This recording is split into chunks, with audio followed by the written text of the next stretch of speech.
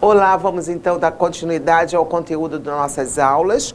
Hoje eu vou falar um pouquinho desse impedimento e suspensão do perito, que não se aplica a você, assistente técnico, mas é bom que você saiba. Porque você, no momento desse contato que você tem com o perito, se você observar algumas dessas situações, você pode falar com o seu contratante, lá o advogado que lhe contratou, porque o perito não pode atuar em nenhuma dessas duas situações, tá? Então você, como assistente técnico judicial, percebendo alguma situação parecida, você pode sim comunicar aos advogados que lhe contratou, ok? Então nós falamos muito rapidamente sobre o que é suspeição, que é igual a suspeito, né? Para atuar como perito. Aliás, os juízes também têm esses impedimentos e essa suspensão. Talvez você já tenha ouvido falar, né, o ministro tal do Supremo tem contato com o fulano e ele está julgando aquela causa. Ele não pode. É amigo, é padrinho de casamento, enfim, um visita a casa do outro. Como é que aquele juiz vai julgar aquela ação onde o seu amigo, o seu parente é parte? Óbvio que ele não vai obedecer à imparcialidade que é exigida ao cargo dele, assim como o perito também, né? O perito vai realizar uma perícia e ele constata que ali uma das partes, o autor ou réu, é um parente próximo, é um amigo querido. Como ele vai emitir um laudo prejudicando? Pode ser que realmente aquele conhecido dele nem tenha razão naquela demanda, né? Então, como é que ele vai fazer um laudo imparcial se ele tem um contato tão próximo com uma das partes? Então, o artigo 144 e 145 do Código de Processo Civil, ele vem listando todas as situações em que o juiz e o perito são obrigados a se declararem suspeitos ou impedidos até mesmo de atuar naquela causa, tá? E se assim não o fizer, aquele que descobrir, aquele que souber do fato, deve comunicar no processo, solicitando que a gente vai estar falando aqui do perito, que o perito não atue, tá? Então, o suspeito ou perito, quando é parte do processo, amigo íntimo ou inimigo, até mesmo inimigo, né? O perito está ali preparando um laudo, e se tem um inimigo que ele declarado que seja parte desse processo, dificilmente o perito vai conseguir elaborar um laudo imparcial, né? E pode ser que esse inimigo que se fala aqui, pode ser que seja o cliente do seu contratante. Então é importante que você saiba essas restrições em relação à atuação do perito, né? Então, o inimigo recebeu o presente de uma das partes. Quando a parte é devedora ou credora do perito, do seu cônjuge ou familiar próximo, quando tem interesse no resultado do processo. Olha, se o perito tem interesse no resultado daquele processo, no momento em que ele for preparar o seu laudo pericial, por óbvio que a imparcialidade dele vai ser impossível de ser mantida ali, né? Porque ele tem interesse naquele resultado. Então, é outra questão que o assistente técnico deve estar também bastante alerta, observar se algumas dessas situações podem estar ocorrendo até no momento que está ocorrendo a perícia, né? E ele está impedido, enfim, a suspeição aqui tem outras situações, tá? Ele está impedindo quando ele ou familiar até terceiro grau for parte do processo, quando for sócio de empresa que é parte do processo, entre outros, ok? Então não vou listar todas aqui, mas fica a dica para você que no momento da diligência, no momento dessa perícia, você observar essa questão, porque pode realmente prejudicar e muito o cliente do seu contratante, tá? Dando continuidade, então, vamos a essa pergunta aqui. Existe alguma sanção legal caso o assistente técnico judicial não se encontrar legalmente habilitado a exercer a atividade profissional para o qual foi contratado e agir de forma decidiosa, equivocada ou irresponsável? Existe alguma sanção para essas situações? Bem, não só para o assistente técnico, mas para qualquer profissional, né? E seja, não você atuando como assistente técnico judicial, mas na sua vida profissional, na sua vida rotineira, né, profissional, todos nós vamos arcar com nossos, se agirmos de forma equivocada, sem o menor interesse, com falta de conhecimento, né? E isso com certeza podemos trazer danos irreparáveis a alguém, né? Todas as profissões são assim. Claro, óbvio que ninguém é perfeito e que ninguém erra um dia, mas errar de uma forma responsável é muito diferente, né?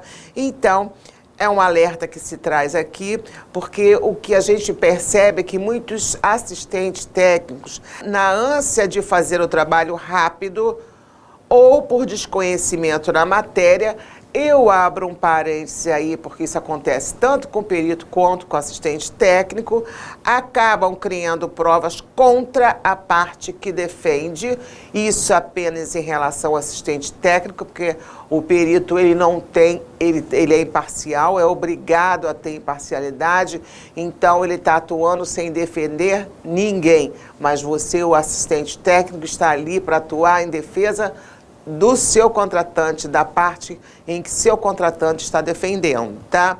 E isso pode prejudicar quem, na verdade, você deveria ajudar. Então, a dica é agir com cautela e preciosismo. Nunca é demais, não é verdade? Outra questão muito importante também é: o perito, juntamente com o assistente técnico, auxilia o juízo sobre as alegações a serem provadas no processo e que necessitam de conhecimentos técnicos ou científicos. Porque o perito costuma dizer que ele apenas auxilia, mas o assistente técnico, muitas das vezes, isso aí eu já percebi em alguns processos em que eu estou atuando, ou colegas estão atuando, é muito normal, muitas das vezes, o assistente técnico realizar um parecer técnico perfeito, em que esclarece todas as dúvidas do juiz, ao contrário do laudo do perito. E nesse caso, o juiz vai adotar quem elaborar uma peça realmente que esclareça com todo o profissionalismo, com todo o conhecimento, com todo o embasamento, toda aquela controvérsia trazida na demanda, né? Então, os dois, sim, auxiliam a justiça, auxiliam o juízo através do seu conhecimento e do domínio da sua atividade profissional. Isso é ponto, né? Outra questão também que a gente deve destacar aqui é a importância da atuação desses dois profissionais, tanto o assistente técnico quanto o perito, porque afinal, somente esses profissionais têm o conhecimento técnico, científico, que ninguém ali, nem advogado, nem juiz, nem promotor, nem defensor, enfim, ninguém, todos ali dominam o direito. Só você que domina, você e o perito, que é seu colega e é da mesma formação, detém conhecimentos técnicos e científicos que vão esclarecer questões relacionadas à sua formação. Porque em relação ao direito, todos ali têm conhecimento e conseguem sanar todas as controvérsias do processo. Agora, quando é relacionado a parte técnica, nenhum desses personagens tem condição de sanar essas dúvidas. Basta você lembrar os exemplos que nós vimos aqui no início das nossas aulas, né? Então, a importância desse auxílio, dessa assistência, desses profissionais com a formação técnica e científica, ok? Importante pontuar também que o perito, ele precisa de expertise em sua área de atuação. Óbvio, evidente, afinal de contas, é um trabalho que exige um domínio profissional técnico para ser realizado. Ao assistente técnico também deverá ser exigido o mesmo conhecimento e qualificação em sua área de exercício. Pois não é aceitável, né, gente, e nem lógico atribuir a um profissional tamanha responsabilidade de elaboração de um parecer técnico nos autos de um processo complexo, sem que esse tenha qualquer habilitação ou qualificação técnica. Então, aí também a responsabilidade de cada um de vocês. Analisou o processo, você foi chamado pelo seu contratante, ele vai passar exatamente tudo que está sendo discutido naquele processo e você vai conseguir discernir se realmente todo o seu conhecimento poderá ser aplicado ali, se está dentro da sua capacidade técnica, e assim sim você vai aceitar ou não o trabalho. Porque realmente você vai colocar o seu parecer técnico, vai constar nos autos, como nós já falamos aqui, vai ser analisado por juízes e por todas as partes do processo, tá ok?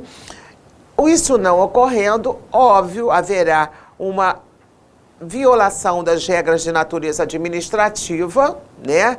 Em tese, o exercício de profissão sem o preenchimento de condições legais pode até mesmo configurar uma contravenção penal, que está lá no artigo 47 desse decreto 3.688 de 41, que é a lei que fala sobre a lei das contravenções penais, entre outras penalidades, inclusive junto ao seu órgão de classe, né?